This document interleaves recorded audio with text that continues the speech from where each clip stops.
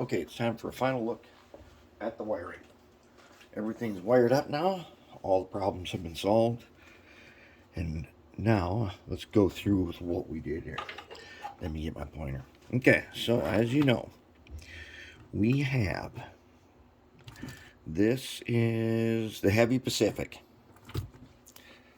Let's back out a little bit here. Okay. Heavy Pacific Mikado. Generally, these things are almost identical.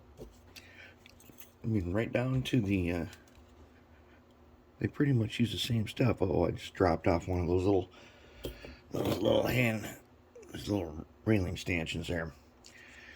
We'll find it in a bit. Okay, what we had to do is take, the locomotive collects power from the right rail, the red rail, okay?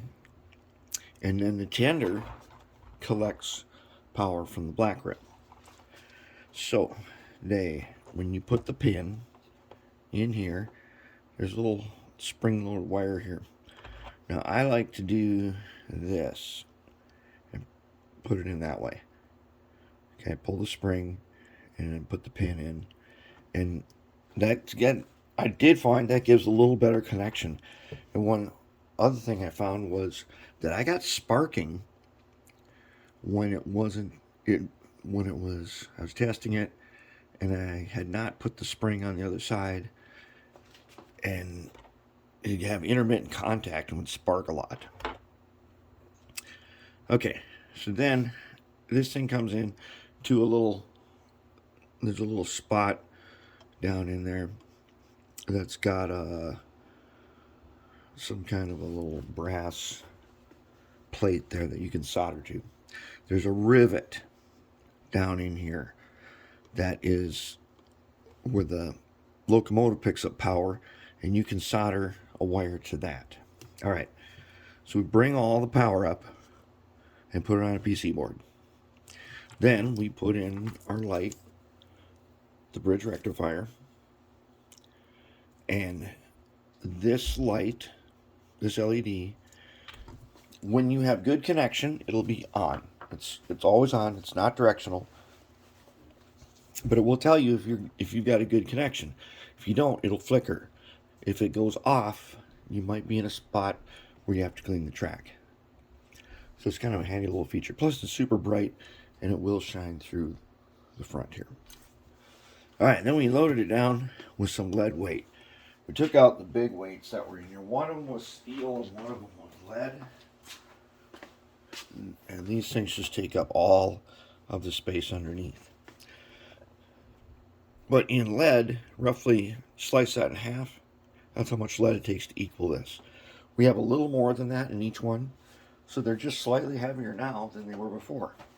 And with so much room left over, we had another 1 ounce up inside the dome up here in the upstairs. Now, if we wanted to put in decoder, plenty of room right there. Without these two weights, I think I could fit a Tsunami 2, and I could probably fit 2 speakers. Probably one over here. Definitely one of those small ones could go in here. You'd have room here, or you could put, there's all kinds of arrangements. You could put a Tsunami 2 and speakers, dual speakers in there. You could do that. But for, say, a Digitrax 126, no problem. Then you can bring those wires right down to here. You can take one of these wiring harnesses, and you can definitely get the locomotive function. Okay, that's 4 wires. You cut a gap in this PC board, and then you solder your red and black to the power, and then gap, then orange and gray to the motor. It's that easy, and there's tons of room. Okay, now let's look at something here. If you can see here, red wire right, black wire left. That's the way we want to see them. But look at this one. This one's reversed. Red wire's got to go over here and black wire's got to go over there. Now, if you remember when we put this together, there's a reason for that.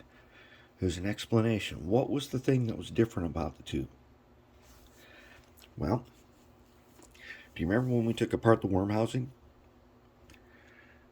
This one has an idler gear between the worm and the spur gear on the axle, which means it has gear, gear, gear. Okay, so when you have an odd number of gears in a gear train, the first and last gears turn the same way. This one does not have that idler. So when this one moves, it goes worm gear to spur gear. That means in an even number gear train, the first and last gears turn opposite. That's why you have to reverse this one. And that's not really a problem. It's just, if you're wondering why it is, you have to do that. That's why. It's because even number gears, odd number gears. Now, one last thing here. Which one is it? This one, the Mikado.